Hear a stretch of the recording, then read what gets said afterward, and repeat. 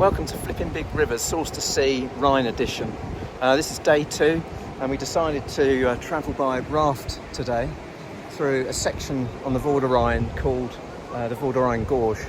And if you look here, I'm just going to show you these amazing cliffs all the way along this section of the gorge. So an interesting question probably is, how is this formed?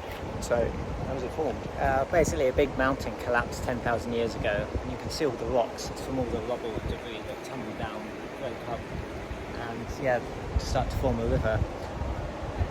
So that effectively blocked the Vorderrhein. This is what our rafting guide told us anyway, that basically blocked the river, and then eventually the river built up a lake until it got to the point where it went over the debris from this mountain collapse, and then the river's cut its way through and created this fabulous gorge. This is also known colloquially as the Grand Canyon of the Alps.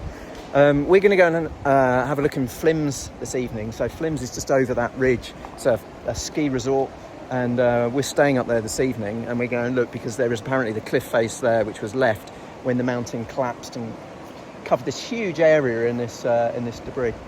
Anyway, we're going to be having lunch now, having rafted down the river this morning. There's a couple of rafts that we've been on. The river's absolutely beautiful. It's actually quite a nice temperature, a bit chilly. We did have to go in and show how we could then get back in the raft. But you can see we're about 40-ish miles from the source. We were at the source last night at Tomazet.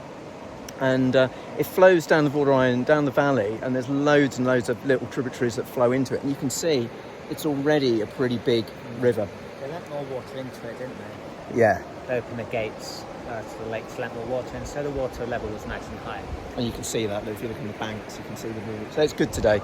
Our guide is happy because the water level's good. So anyway, we're going to go and have lunch, and then we're going to enjoy a bit more. I'll show you that way.